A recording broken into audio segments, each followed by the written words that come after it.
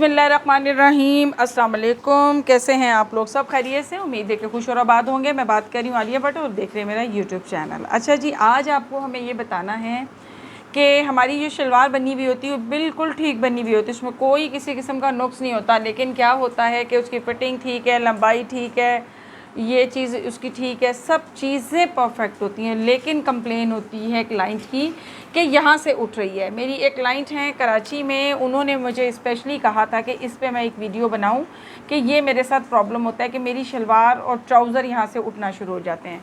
अब ट्राउज़र का तो मैं आपको अलग उसमें बताऊँगी, इसमें मैं सिर्फ शलवार का आपको बता रही हूँ। अच्छा, ये उठने का ताल्लुक कुंदा डला हुआ हो शलवार में, जिसको हम कली कहते हैं, यहाँ से जो कुंदा हमारा डलता है ये वाला, ये डले या ना डले इसका कोई ताल्लुक नहीं है इसके साथ, ठीक है। यहाँ से उठने के साथ एक ताल्लुक ये होता है कि जैसे ही हम लोगों का जो हिप्स लाइन है वो अक्सर बैक से बहुत ज़्यादा शेप अलग अलग तरीके से होती है सब लेडीज़ की, लेकिन जब वो 24 से ऊपर जाना शुरू होती है तो उसमें प्रॉब्लम बनना शुरू हो जाती हैं। लेडीज़ बता ही नहीं पा रही होती कि उनके साथ होता क्या। होता ये है कि ये वाली चीज़ हमें इसी तरह से कट करनी है, चाहे गुड्डी काट बनाएं, चाहे कली वाली कुछ भी करें आप, शलवार का जो आपने पैटर्न रखना है, ठीक है, उसकी कटिंग आपने अपने तरीके से करनी है। शलवार की कटिंग और उसकी फ़िटिंग को आपने चेंज नहीं करना। चेंज कहाँ से आपने करना है वो मैं आपको बताती हूँ। अच्छा जी, चेंज हमें जो करना है अपनी बैक से करना है, ठीक है। हमारे पास जो बेल्ट है वो दो तरह से बनती है। ये हमारा पहले सामने का हिस्सा होता है, फ्रंट का हिस्सा, ये वाला बेल्ट का। जिस तरह से हमने अपनी बेल्ट काटनी है उसी तरह से हमने काटना है। ये फ्रंट का हिस्सा है, ये हमारे पास बैक का हिस्सा है। अब चेंजिंग थोड़ी सी हमें अपनी बैक पे करनी है। बैक पे किस तरह से करनी है वो ये करनी है कि हमने अपनी बेल्ट के दोनों पीस उतार लिए। अब ये वाले पीस को हमने अभी नहीं उतारना, फ्रंट को उतारा, बैक को नहीं उतारना। बैक को इस तरह से करना है कि इसका सेंटर बनाना है, पीस को हमने बड़ा सा ले के लंबाई में, तो इसका क्या है कि हमने यूं करके इसका जो है हाफ़ निकालना है, यहाँ पे हाफ़ का निशान लगा लिया, ठीक है। और यहाँ से जब बैक की हम बेल्ट काट रहे होंगे तो उसको हमें तकरीबन 1.5 से 2 इंच नीचे चले जाना है, ठीक है। मैं तो मोस्टली 2 इंच नीचे चली जाती हूँ, इससे बड़ा अच्छी जो है ना शेप आती है। अब हमें जब बैक की कटिंग हम कर रहे होंगे तो हमें इसके साथ ये वाली शेप मिलानी है और यहाँ से जो शेप है वो हमें यूँ मिलानी है इसके साथ। तो ये पीछे का कुछ यू शेप का बेल्ट आ जाएगा हमारा नीचे का पोर्शन, ठीक है। इसको हम आउट कर देते हैं, ये हमारी इसका नहीं है, ये हमारी बेल्ट का कपड़ा है। सामने की बेल्ट ऐसे होगी, ये वाला पॉइंट और ये वाला पॉइंट एक जैसा होगा। जब हम इसके ऊपर रखेंगे यू शेप सिर्फ बड़ा हुआ होगा, ये वाला जो बैक का हिस्सा है, ठीक है। और ये हमारा सामने का हिस्सा है जहाँ पे हमारी रुमाली आती है, जो हमारी आसन के साथ जाके मैच होता है। इस हिस्से ने इसके इस पॉइंट पे जाके मिलना है, ठीक है। जब इस बेल्ट को हम उठा के इस जगह पे लगाएंगे हम, तो हमारी फ़िटिंग ज़बरदस्त आएगी। बैक से हमारा आसन लंबा हो जाएगा, तो वो जो है हमारी यहाँ से जब शलवार उठती है चलने की वजह से, तो वो बैक का जब आसन लंबा होगा तो ये चीज़ खुद ब खुद गिरना शुरू हो जाएगी। तो हमारी शलवार कभी भी बैक से पांचे से नहीं उठेगी और एक खूबसूरत सी शेप आएगी। यकीन करें आप, 22 वाले हिप्स के ऊपर भी आप ये वाली बनाएंगी, बट उसमें आप जो है हमारा यहाँ से हमने 2 इंच पे इसकी गहराई की है, तो आप उसमें 1.5 इंच की कर सकते हैं, 1 इंच की भी कर सकते हैं। 1.5 इंच की कर लेंगे तो ज़्यादा बेस्ट होगा। 1.5 और 2 के दरमियान में होती है।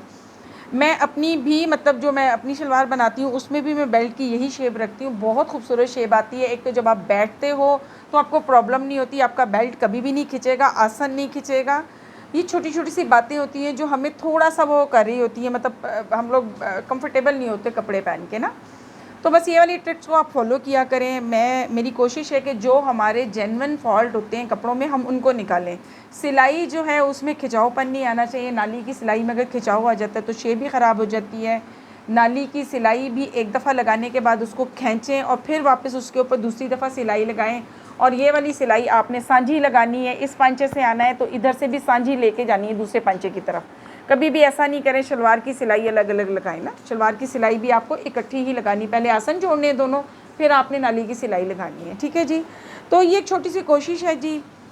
मुझे खुशी होती है जब मैं कोई चीज़ आपके साथ शेयर करती हूँ। ये मुझे मतलब बड़ी एक वो हो गई है लगन सी कि मुझे वीडियो जो है वो इस तरह से बना के आपको समझ। पर असल में मसला क्या होता है कि हम एक चीज़ सिखा तो देते हैं आपको, ठीक है, ये चीज़ मैं आपको फैब्रिक पे भी सिखा सकती थी, लेकिन समझ में नहीं आएगा ना, पॉइंट नहीं समझ में आएगा कि मैं आपको बताना क्या चाह रही हूँ, मैं आपको सिखाना क्या चाह रही हूँ। तो ये वीडियोस जो होती हैं इस तरह की, जिसके ऊपर हम ये सारी ड्राइंग करके आपको बता रहे होते हैं कि ये चीज़ इस तरह से है और उसको फिर हमने इधर जोड़ना है और इसका मकसद क्या है हमारा और इससे हमें कितने फ़ायदे होने वाले हैं। तो ये चीज़ें मुझे पहले आपको समझानी होती हैं। मेरा शुरू से यही है स्टिचिंग से रिलेटेड कि पहले हमें समझना है, फिर उसके बाद हमें उसको सीखना है, क्योंकि जब हम चीज़ को समझ चुके होंगे तो फिर हमारे लिए उसको सीखना मतलब प्रैक्टिस करना बहुत आसान है।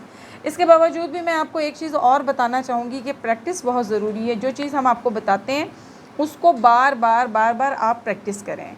बोर्ड ले लें, कोई भी एक आप अपना बोर्ड लेके उसके ऊपर इस पेन के साथ, मार्कर के साथ आप उसको ड्राइंग करें और फुटों का इस्तेमाल लाजमी करें। स्केल्स बहुत ज़रूरी हैं, किसी भी तरह के आप ले लें, वो अब आपकी अपनी है। जो आपके पास सीधी चीज़ है उसके साथ सीधी लाइनें लगाने की कोशिश करें, ठीक है। जब तक आपकी लाइन सीधी नहीं होंगी, जब तक आपकी सिलाई के अंदर वो निखार नहीं आएगा, आपकी लेंथें प्रॉपर नहीं निकलेंगी, फिटिंग प्रॉपर नहीं बनेगी। हम तो ये रफली सा एक ड्राइंग करते हैं, हमारे पास टाइम शॉर्ट होता है तो हमने फटाफट इसको वो करना होता है।